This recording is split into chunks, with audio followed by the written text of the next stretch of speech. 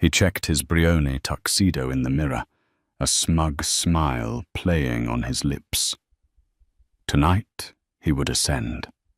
Tonight, at the legendary Vance Foundation Gala, he would finally shed his boring, simple wife and introduce the woman who deserved to be on his arm. He gave his wife Jane a dismissive glance. "Don't wait up, darling. This is out of your league." He left her in their penthouse, a ghost in his grand life. He had no idea that the woman he'd just left behind, the woman he saw as nothing, wasn't just invited to the ball. She was the one who owned it. Damien Stone was a man who believed he was sculpted from marble, while all others were mere clay. He was in his own mind a self-made titan of New York finance. At 34, he was a senior vice president at Blackwood Capital, a position he'd clawed his way to with what he called unrelenting genius. In reality, his career was a series of uncanny lucky breaks. Deals that should have collapsed suddenly firmed up. Hostile clients mysteriously softened. He attributed all of it to his own magnetic charisma. His greatest acquisition, as he sometimes thought of her, was his wife, Jane. They had met at Harvard. He was the ambitious MBA student, and she was the quiet, introspective art history undergrad. He saw her as beautiful in a simple way, but more importantly, she was pliable.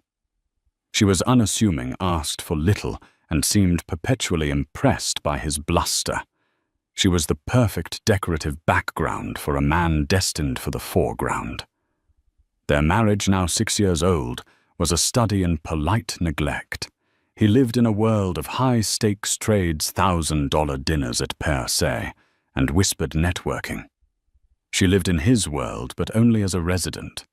She managed their stunning Upper East Side penthouse, a sterile expanse of glass and white marble, but she never truly inhabited it. She was just there. Tonight was the night Damien's entire life was set to detonate in a good way. It was the night of the Vance Foundation Gala. This was not just a party. It was the party. Hosted by the enigmatic and terrifyingly powerful Arthur Vance, the chairman of Vance Holdings, this gala was the beating heart of American power. To be invited was to be anointed. And Damien hadn't just been invited. He'd secured a +1. He stood before the full-length mirror, adjusting the silk lapels of his custom Brioni tuxedo. "Jane," he called out, not turning. Jane emerged from the library, a book in her hand. She was wearing simple linen trousers and a cashmere sweater. Her brown hair was tied back and she wore no makeup. She looked as she always did, like a librarian who had accidentally wandered into a palace. "You look very handsome, Damien," she said, her voice soft. "Of course," he said, fixing his onyx cufflinks. "Tonight is critical. Arthur Vance himself will be there. They say he's announcing his successor. Getting FaceTime with him tonight could mean, well, you wouldn't understand. It's the big league." He finally turned to her, his gaze sweeping over her with a familiar mix of impatience and disdain. "I'll be late. Don't wait up." "I won't," she said, her eyes unreadable. "Have a good time." He paused, a flicker of irritation crossing his face. "You know, Jane, you could try," he said, gesturing vaguely. "Try to, I don't know, be more. This city eats the simple." "I'm happy as I am, Damien," he scoffed. "That's the problem." He pulled a black anodized aluminum credit card from his wallet, the kind with no limit and a heavy annual fee. He tossed it onto the marble hall table. "Go buy yourself, I don't know, a new set of those boring plates you like. Get your hair done. Something." It was a dismissal, a final pat on the head to the pet he was about to abandon. "Thank you, Damien," she said, not moving to take the card.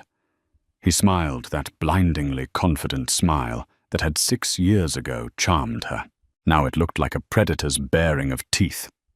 Right. Well, I'm off. Don't want to keep the car waiting. He didn't kiss her. He didn't look back.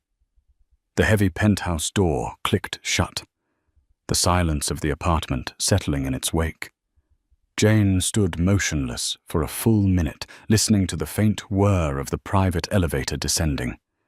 When it was gone, she closed her eyes, took a deep breath, and let it out. Damien Stone wasn't just going to the Vance Gala. He was going with Isabella Rossi. Isabella was everything Jane was not. She was a public relations executive, loud, vibrant, and aggressively ambitious. Her Instagram was a curated gallery of her perfect body, her networking conquests, and the kind of sharp, angular fashion that screamed, "Look at me." Damien had been having an affair with her for 8 months. He was, in a word, predictable. Jane had known about the affair since its 2nd week. She had known when Damien's late nights at the office began, when his phone was suddenly angled away from her on the sofa, when the scent of fracas. A perfume Jane found nauseatingly sweet clung to his shirts. Damien was, for all his genius, a terrible liar. He was halfway across town, speeding toward Isabella's downtown loft in his chartered Rolls-Royce Ghost. He felt a profound sense of liberation. Tonight he would introduce Isabella not as his mistress, but as his partner. He would make the soft launch. The whispers would start, and by Monday his lawyers would file for divorce. He would claim Jane couldn't keep up with his life. His circle would understand. They would applaud. He arrived at Isabella's building. She swept into the car, a vision in crimson backless couture. "Well," she purred, kissing him. "Do I look the part?" "You look like you own the world, baby," Damien said, pouring them both champagne from the car's mini-fridge. "Not yet," Isabella said, her eyes gleaming. "But after tonight, when you get in with Arthur Vance, we will. Just imagine it, Damien. You, me, and a seat on the board of whatever company you want. You're a king. You just needed a queen, not a mouse." "To us," Damien said, clinking his glass against hers. "To the new power couple of New York." He was intoxicated with his own brilliance. He, Damien Stone, had orchestrated this. He had secured the invitation. He was bringing the perfect woman. He was about to meet the most powerful man in the country. He had shed his boring, simple wife. He was a master of the universe. He was in his own mind infallible. And the infallible, as history has so often shown, are the easiest to break. The moment the thud of the penthouse door echoed through the marble hall, Jane's posture changed. The simple wife, the librarian, the ghost vanished. The woman who stood in the hall was someone else entirely. Her shoulders straightened, her chin lifted. A cold, clear focus snapped into her eyes. She walked past the credit card Damien had thrown, not even glancing at it. She entered her private study, a room Damien never entered, finding it cluttered with old books. She sat at her 18th century French desk and picked up a secure, unlisted phone. She dialed a single number. "Marcus," she said. "Miss Jane," a gravelly professional voice replied. "He's mobile. He's on his way to the pickup, Isabella Rossi. They'll proceed to the gala from there. Estimated arrival at Greythorne is 8:15. We'll be tracking. The car is 5 minutes out. Are you ready?" "I am," Jane said, and hung up. She moved from the study to her dressing room. Damien believed her closet was a modest affair of beige cashmere and sensible flats. He had never opened the biometric locked door at the far end. The room beyond was not a closet. It was a vault. Awaiting her was not a dress, but a statement. It was a bespoke creation from a legendary reclusive Parisian designer, a man who only worked for 3 families in the world. It was a gown of the deepest sapphire velvet, a color that evoked midnight skies and royal blood. It was structured architectural and utterly severe, designed to command respect, not to beg for attention. And with it, the jewels. She opened a safe. Inside, on black velvet, lay the Vance emeralds. This was not some Cartier bauble. This was a set with a name, a history. A necklace of 6 colossal, perfectly matched Colombian emeralds, each one surrounded by flawless diamonds with earrings and a bracelet to match. The set was rumored to have been a gift from a Russian Tsar to a Vance ancestor, and was considered priceless not just in monetary terms, but as a symbol of the family's legacy. As Jane began to prepare, her mind drifted back, not in sorrow, but in analysis. She had loved Damien once. The man she met at Harvard was charming, driven, and full of life. She had been hiding then too, living under an assumed simple name, desperate for a normal life after a childhood spent in the gilded cage of Vance security. She had wanted to be loved for Jane, not for Vance, and Damien had loved her. But his love was thin, and his ambition was a cancer. It grew, and as it grew, it devoured the man she knew, replacing him with the arrogant, cruel stranger who had just left. Her father, Arthur Vance, had seen it from day one. "He doesn't see you, Jane." Arthur had told her over dinner at their private estate, Greythorn, a year into the marriage. "He sees a comfortable life. He sees a placid woman who will never challenge him. He's a weak man, trying to build a cage for himself out of what he thinks is strength. He'll grow, Father," she had insisted. "He just needs to feel secure." A man who needs to diminish his wife to feel secure is not a man, Jane. He is a parasite. The words had stung then. Now they were a cold, hard truth. The affair with Isabella was the final proof. It wasn't even a passionate, tragic affair. It was a networking affair.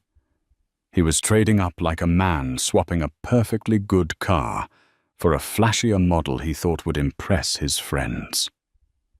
Jane's love had died, and in its place a cold, methodical duty had awakened. Damien Stone wasn't just her husband. He was a mistake, and the Vances did not tolerate mistakes. She had been the one to secure his invitation. She had been the one to allow his +1 flagging Isabella's name for security so she would be permitted to enter. She hadn't just known about his plan. She had approved its logistics. Tonight was not a confrontation. It was a corporate restructuring. Damien Stone was a bad asset, and he was about to be liquidated. A discreet chime sounded at her service entrance. Marcus. She was ready. When Jane walked out of the penthouse, she was no longer Jane Stone. She was Jane Vance. Her hair was swept up in an intricate, regal chignon. The Vance emeralds glittered at her throat. The sapphire gown made her look like a warrior queen. The car waiting was not a flashy Rolls. It was a black, armored Mercedes-Maybach S680, a silent, menacing shadow. Marcus, her head of security, a man who had served in the SAS before heading her private detail, held the door. "Greythorn, Ms. Vance?" he asked. "Greythorn." She confirmed, her voice a full octave lower, richer and more confident than the one Damien had heard. "And Marcus' status on my father. The chairman is on site and awaiting your arrival. He's eager." "Good," Jane said, as the car slipped into the New York traffic, a ghost of immense power moving silently through the city. So am I. Greythorn Manor was not in the Hamptons. The Hamptons to the Vances were for new money and summer people. Greythorn was a colossal 100-room granite estate built into the cliffs overlooking the Hudson River, an hour north of the city. It was old money generational power, a fortress that had hosted presidents, kings, and industrial titans for over a century. To reach it, guests had to pass through 3 separate high-security checkpoints.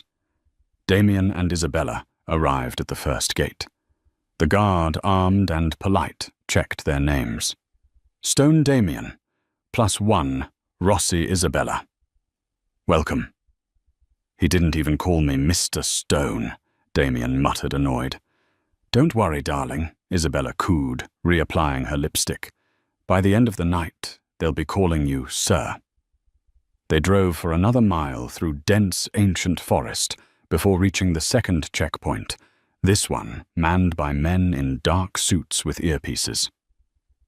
Invitation, please, the agent said. Damien presented the heavy, cream-colored card. The agent scanned it. Thank you. Proceed to the lower terrace for cocktails. The main house is restricted. Restricted? Damien bristled. I'm a personal guest. All guests begin on the lower terrace, sir. Enjoy your evening. The long drive up to the manor was breathtaking, but Damien was stewing. Lower terrace.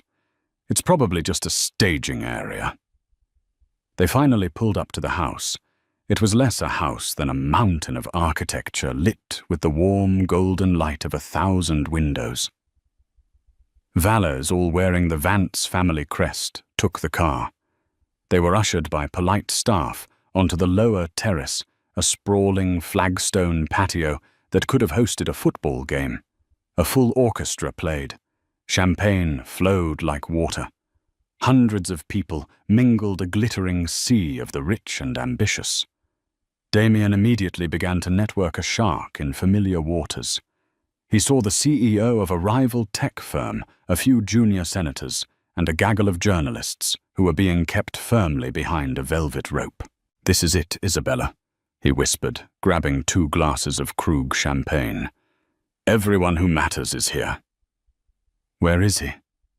Where's Vance? Isabella asked, her eyes scanning the crowd.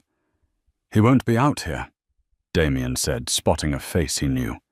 He'll be holding court inside. I just need to find a way in. Charles. Perfect. Charles Knight, a managing director from rival firm Carlyle Group, was standing by the fountain. He was everything Damien hated. Old money, effortlessly confident and openly disdainful of climbers like Damien. Stone. Charles said, his voice dripping with condescension. I'm astonished to see you here. I didn't think they let the children swim in the deep end. Damien forced a smile. Charles, always a pleasure. We all have to grow up sometime. Charles's gaze flickered to Isabella, raking over her crimson dress with a look of profound boredom. And you are... Damien felt a surge of defiance. This was it. This was the moment. He pulled Isabella to his side, his hand landing possessively on her bare back. This, Damien announced, his voice just loud enough to carry, is Isabella Rossi, my partner. The word partner landed like a stone in a silent pond. Charles Knight's eyebrows shot up. A few people nearby who knew Damien was married turned to stare. The whispers began instantly. Did he say, partner? Isn't he married to that quiet girl, Jane? My God, he brought his mistress. To this? Isabella, oblivious or perhaps enjoying the notoriety, beamed. She had arrived. Damien felt a rush of adrenaline. He'd done it. He'd made his move. The old life was over. Good to see you, Charles, he said, and steered Isabella away, leaving Charles standing there with a look of stunned, almost comical disbelief.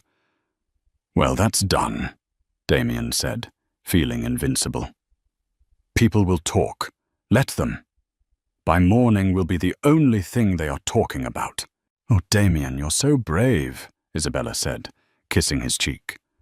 They were so wrapped up in their own small, sordid triumph that they didn't notice the atmosphere on the terrace change. The orchestra faded. A hush fell over the crowd. On the grand balcony above them, overlooking the terrace, a set of double doors opened. A single man stepped out. He was tall, in his late 60s, with a mane of silver hair and eyes that seemed to see everything.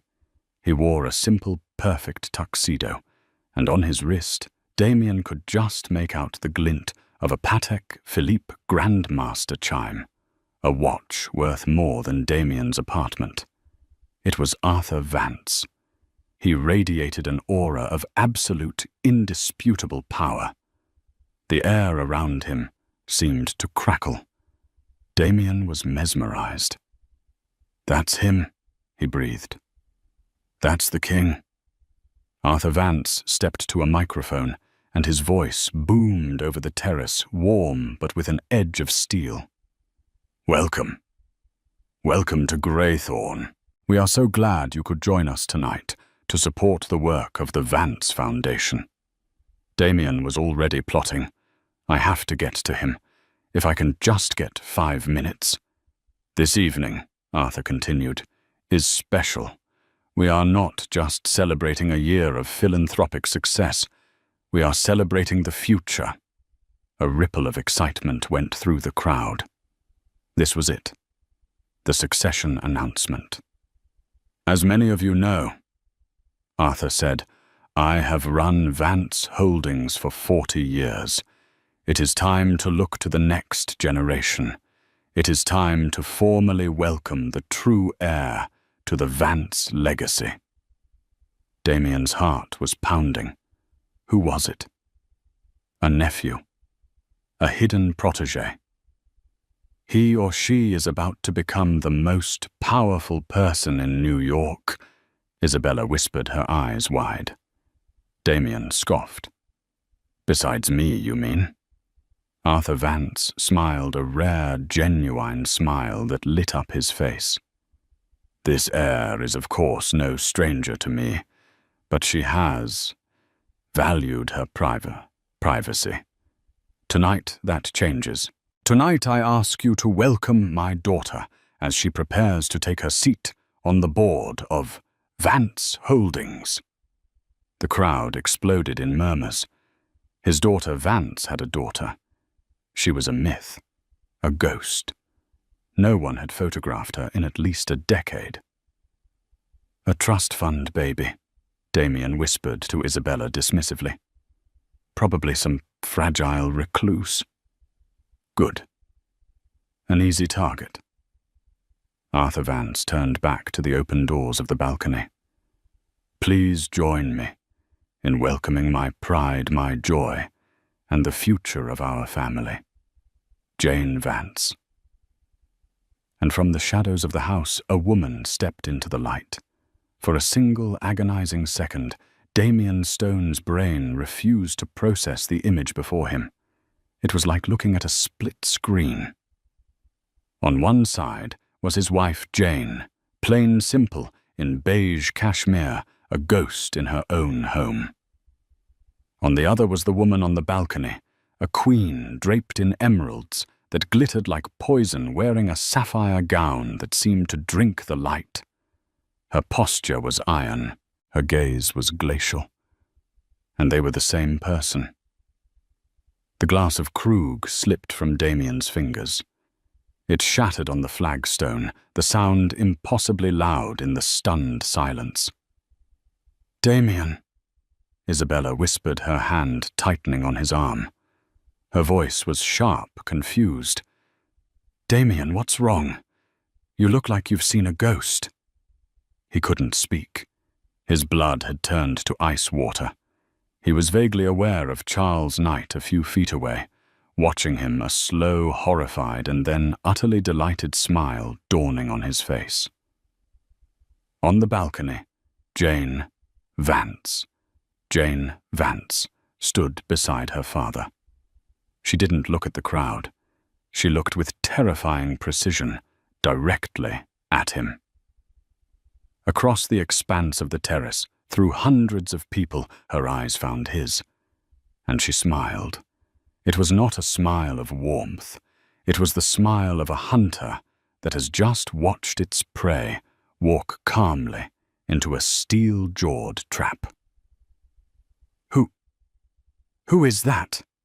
Isabella demanded, her voice rising. "She looks familiar." "Damien, who is that?" Damien's mouth was dry. He managed a single, choked word. "Jane." Isabella's perfectly manicured hand flew to her mouth. "What, that's not Jane. Your Jane is, she's at home." "Ladies and gentlemen," Arthur Vance's voice boomed, "my daughter, Jane." Polite then thunderous applause erupted. Jane descended the grand stone steps from the balcony to the lower terrace, her father at her side. The crowd parted for her as if she were royalty. A senator Damien had been trying to meet for 6 months, practically bowed, taking her hand. "Jane, my dear, you look radiant. Absolutely radiant." "Senator," she replied, her voice the one he knew, but now infused with a resonant power he had never heard. "So good of you to come." The CEO of the tech firm he'd seen earlier, a man known for his brutal arrogance, inclined his head. "Miss Vance? A pleasure." "Mr. Chen," she said with a nod. "I trust your new semiconductor plant is progressing." "We should discuss it." This wasn't a debut. It was a resumption. She wasn't being introduced to these people. She was greeting them. They all knew her. Damien's world was not just tilting. It was in a full, catastrophic terminal spin. Every lucky break, every genius trade, every impossible door that had miraculously opened for him. It wasn't him. It was her. She had been pulling the strings of his entire life, and he had been dancing a deluded marionette. His promotion, his bonuses, the apartment, the invitation to this very party. It was all her, and he had just very publicly introduced his mistress. "Oh my God," Isabella whispered, her face the color of ash. She was finally truly understanding. "Oh no. No, no, no. Damien, you idiot. You idiot. You told me she was a nobody." I thought she was," he stammered, his mind a blank white noise of panic. "You didn't know your own wife was Jane Vance, the daughter of Arthur God Almighty Vance." Isabella was backing away from him now as if he were diseased. "I have to go. I wasn't here. You and I, we're nothing. I never met you." "Isabella, wait!" Damien hissed, grabbing her arm. "Get off me!" she shrieked, pulling away. And just like that, Jane was in front of them. She had glided through the crowd, her father and 2 grim-looking security men, one of whom Damien now recognized as Marcus, their doorman, flanking her. The small localized drama had drawn a circle of silence around them. Everyone was watching. Jane looked at Damien. Her face was a mask of cold, polite inquiry. The Vance emeralds at her throat seemed to pulse. "Damien," she said, her voice terrifyingly calm, "I see you made it." He opened his mouth.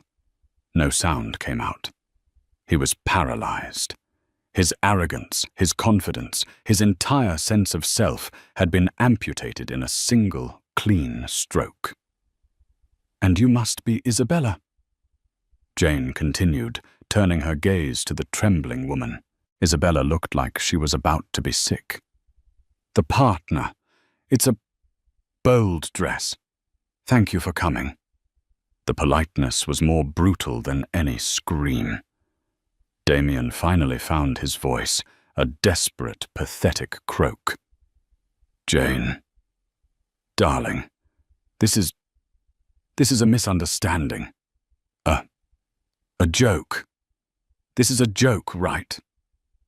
Jane looked at him, and for the first time, a flicker of genuine emotion crossed her face. Pity. It was the most devastating expression he had ever seen. "A joke," she repeated. "No, Damien. The joke is over. Jane, darling, please." Damien was practically whimpering. He reached out to touch her arm, a desperate, fumbling gesture. Marcus, the head of security, stepped forward half an inch. He didn't touch Damien. He didn't have to. His mere presence was a wall of physical threat. Damien's hand froze in mid-air. "Don't call me darling," Jane said, her voice dropping to a whisper that was somehow more chilling than a shout. "You lost that privilege about 8 months ago. To be precise, you lost it on the Tuesday. You had a client dinner at the Carlisle, but were in fact at Isabella's loft. You prefer fracas. A poor choice. It's dreadfully cloying." Damien's blood evaporated. She knew. She had known everything. Arthur Vance, who had been watching this exchange with the detached interest of a biologist studying an insect, finally spoke. His voice was a low rumble, like distant artillery. "So this," he said, "is Damien Stone." He said the name as if it were something distasteful he'd found on his shoe. Damien's head snapped up, his panic momentarily replaced by his ingrained obsequious nature.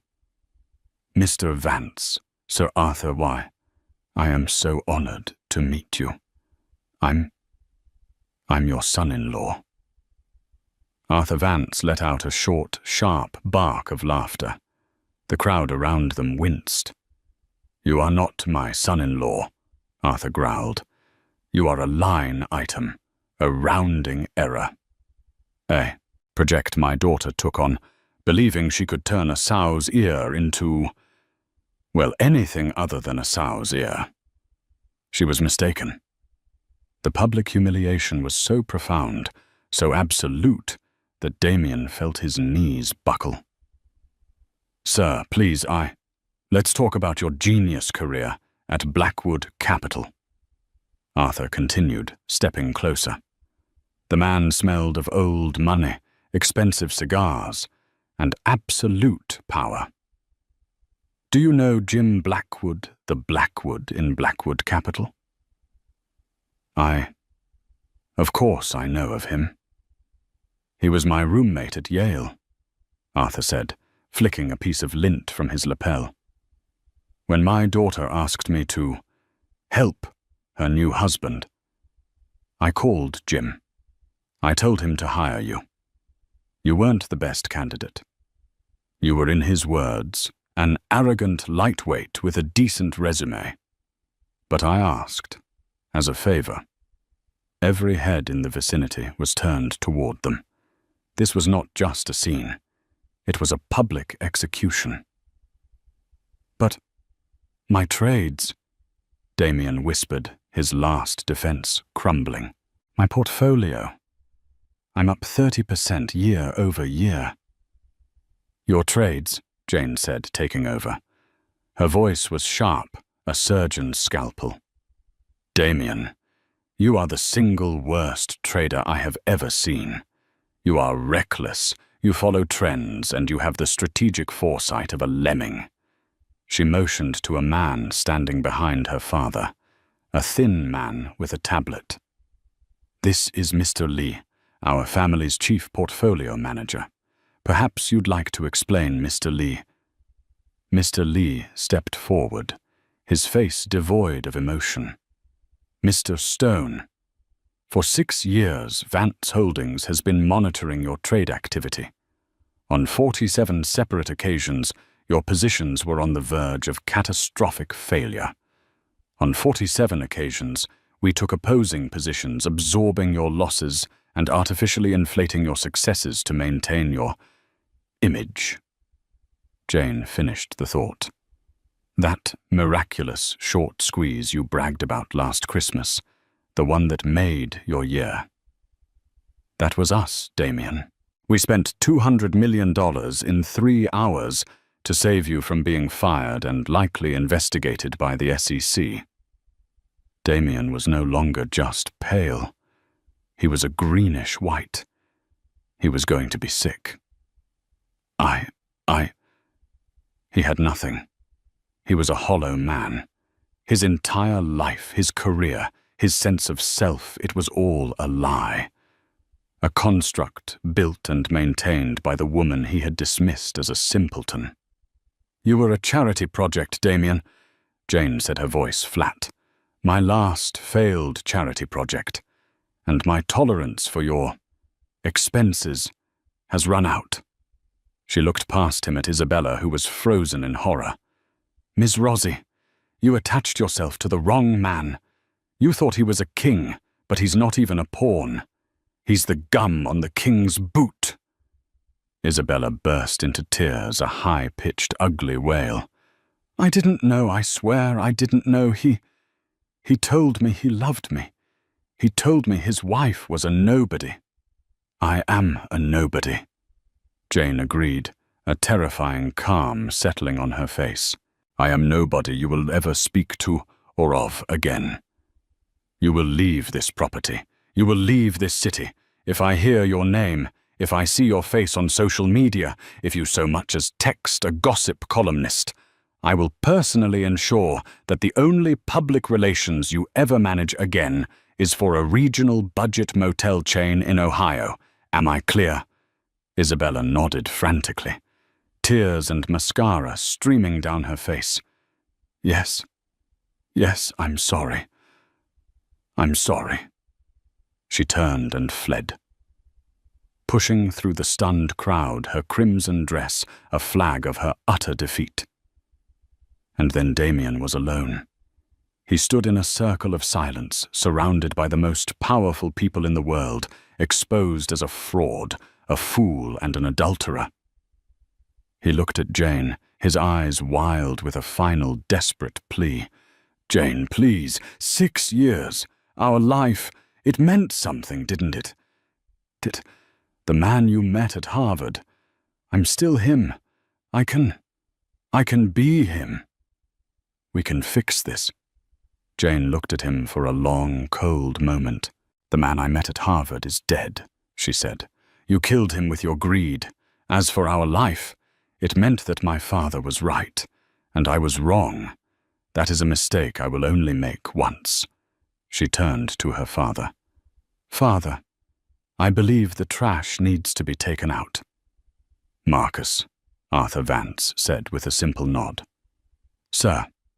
Marcus and the other security guard stepped forward. They each took one of Damien's arms in a grip of pure, unyielding steel. No! Damien suddenly shrieked, his composure shattering completely. You can't do this. Get your hands off me. I'm Damien Stone.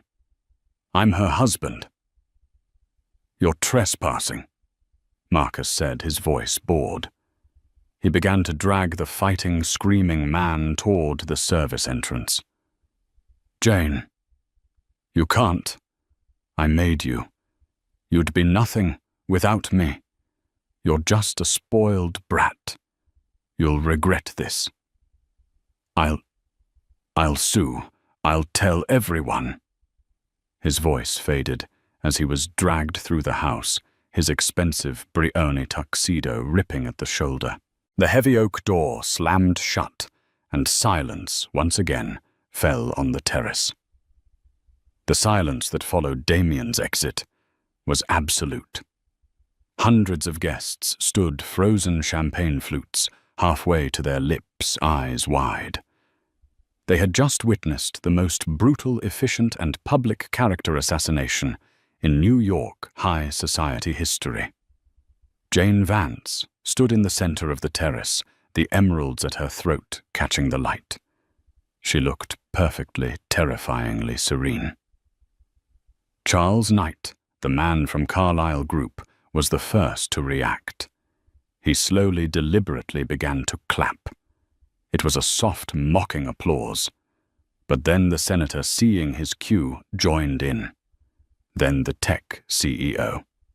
Within seconds, the entire terrace had erupted in thunderous applause. They were not clapping for the drama. They were clapping for the return of the Queen. They were acknowledging the shift in power. The Vances had re-established their dominance. Jane let the applause wash over her for a moment, then raised a single, elegant hand. The crowd fell silent instantly. "My apologies," she said, her voice carrying across the terrace with effortless command. Small housekeeping matter. Now, if you'll please join me in the grand ballroom, I believe the orchestra is ready. And I do hope you'll be generous this evening. The foundation has so much work to do." She smiled, and it was as if the entire sordid affair had never happened. She was Jane Vance, heir to Greythorne, and she was in control. She turned, linked her arm with her father's, and glided into the manor. The crowd, buzzing with the story they would tell for decades, followed like a tide. As she walked, Arthur leaned in. "Well," he murmured, "I'd say that's a seat on the board well earned. Though I am curious, my dear. $200 million to save his short squeeze." A tiny, genuine smile touched Jane's lips. "A slight exaggeration, father. It was only $120 million. Arthur laughed, a deep, satisfied sound. "That's my girl." The party continued. Millions were raised. Jane was magnetic, moving from titan to titan, discussing global strategy, art, and philanthropy. She was not the girl from Harvard. She was not Damien Stone's simple wife. She was the woman who had been trained since birth to run this world, and she had just officially taken her throne. Meanwhile, Damien Stone's world was being deconstructed piece by piece. He had been dragged not to the front gate, but to a cold, sterile security office in the sub-basement of Greythorne. His wallet, keys, and phone were taken from him. "You can't do this," he repeated, his voice hoarse. "You're holding me against my will. This is kidnapping." "You are a trespasser on private property, Mr. Stone," Marcus said, scrolling through a tablet. "We are simply processing you out." A black car, a simple sedan, pulled up to the rear exit. Damien was forced inside. He was not taken home. He was driven to the city and left unceremoniously on the sidewalk in front of his Jane's apartment building. His tuxedo was torn. He had no keys, no wallet. He tried to speak to the doorman. "Excuse me, it's me, Damien Stone. I need to get upstairs." The doorman, a man who had greeted him by name for 6 years, looked at him with cold, dead eyes. "I'm sorry, sir. I have no one by that name on my residence list. You'll have to leave or I'll call the police." "What, I live here?" he yelled, rattling the locked glass door. "Not anymore, sir." He was forced back onto the street. He was a king without a kingdom, or a wallet, or a phone. He was just a man in a ripped tuxedo on Park Avenue at 1 a.m. He began the long, humiliating walk to his office. He would call his lawyer. He would call his... Well, he had no one to call. When he finally arrived at the Blackwood Capitol building at 3 a.m., having had to beg a taxi driver to take him for free, the night guard wouldn't let him in. "Mr. Stone, your access has been revoked." "What are you talking about? I'm a senior vice president." The guard pointed to a small, sealed banker's box on the security desk. "I was told to give you this. You've been terminated, sir. Effective immediately." Inside the box were a few personal items from his desk, and a single piece of paper, a termination letter. It was signed by Jim Blackwood himself. The reason gross moral turpitude and actions bringing catastrophic disrepute to the firm. He was done. Blacklisted. Finished. The true liquidation, however, was happening back at the penthouse. When Jane returned from the gala at 4 a.m., the apartment was not empty. It was filled with a team of women in white gloves. They were not movers. They were purifiers. Every item Damien Stone had ever purchased, every suit, every shoe, every cufflink, every file, every toothbrush was being oxed and labeled. "What's the status?" Jane asked, sipping a glass of water. "We're almost complete, Ms. Vance," the team leader said. "The items will be incinerated by 6 a.m. "Not incinerated," Jane said. "Donate them, all of them. Send them to the Bowery mission. Someone should get some use out of them." "Very good, Ms. Vance." Jane walked to the sterile white marble hall. The black credit card Damien had tossed at her was still there. She picked it up, looked at it for a moment, and then with a simple snap broke it in half and dropped the pieces into a waste bin. She walked into the master bedroom. By morning, the locks would be changed, her name legally restored to Jane Vance, and the divorce papers which she'd had drawn up 6 months ago would be filed. Damien Stone was not just out of her life. He was being erased. The downfall of Damien Stone was not a quiet affair. It was the talk of Wall Street for a month. To be vanced, it became a new verb, a synonym for being so thoroughly and publicly destroyed that your very existence was called into question. Damien, of course, tried to fight. He hired a shark of a divorce lawyer screaming about marital assets and community property. The meeting was by all accounts brief. Jane's lawyer, a quiet, terrifying man from a firm that had represented the Vance family since the 19th century, slid a single thin folder across the table. "My client, Ms. Vance, is prepared to be generous," he said. Damien's lawyer laughed. "Generous? Your client has illegally frozen all of my client's assets. He's entitled to 50% of that penthouse, 50% of the art." 50% of... Jane's lawyer held up a hand. "You are mistaken. He is entitled to 50% of the marital assets. The penthouse," he said, tapping the folder, "was purchased by a Vance family trust 2 years before the marriage. Mr. Stone was merely a listed resident. The art is all on loan from the Vance Foundation. The cars are leased by Vance Holdings.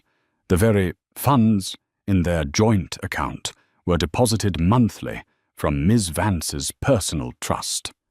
He slid the folder open. "We have, however, catalogued Mr. Stone's actual contributions to the marital estate." He pulled out a single sheet of paper. "It seems," the lawyer said, "that Mr. Stone purchased a $1,200 television in 2019 and a $2,300 subscription to a Wine of the Month club. Ms. Vance is prepared to offer him a one-time final payment of £1,750, representing 50% of the depreciated value of those assets. In exchange, he will sign this." He produced a second document, an ironclad non-disclosure agreement that forbade Damien from ever speaking the name Vance or Stone in connection with Jane for any reason to any person for the rest of his natural life. "This is an insult," Damien's lawyer blustered. "It is." Jane's lawyer agreed. "But it is the only offer. If he refuses, Ms. Vance will of course cease to be generous, and she will countersue Mr. Stone for the $120 million his trading cost her family fund. We have the receipts." Damien Stone signed. He took the $1,750 and vanished. His reputation on Wall Street was so toxic that no firm would even interview him. He couldn't get a loan. He couldn't get a lease. 6 months after the gala, Charles Knight, The man from Carlyle Group was walking through the financial district. He stopped at a pret-a-manger to grab a coffee, and he saw him. Damien Stone. His custom Brioni suits were gone, replaced by an ill-fitting, cheap polyester uniform. He was wiping down a table. He looked gaunt, haunted, and 10 years older. Charles just stared, his coffee forgotten. Damien looked up. Their eyes met. Damien saw the flash of recognition, the pity, the disgust. He immediately dropped his cleaning rag, turned, and fled into the employees-only back room, a ghost of a man. Isabella Rossi's fate was no better. True to Jane's word, her name became poison. She was fired from her PR firm. Her social media went dark. She was last seen by a society blogger, boarding a bus at Port Authority, her designer luggage replaced by a simple duffel bag. She was, as promised, going back to Ohio. Jane Vance, however, was just beginning. She had taken her seat on the board of Vance Holdings, but she was no one's trust fund baby. She was, as her father had always known, a shark. She was more ruthless, more brilliant, and more driven than he had ever been. She began a systematic restructuring of the entire company. She cut redundancy. She fired legacy executives who had been coasting on their family names. She pivoted the company's $200 billion portfolio toward emerging tech and renewable energy, outmaneuvering competitors like Blackstone and Carlyle.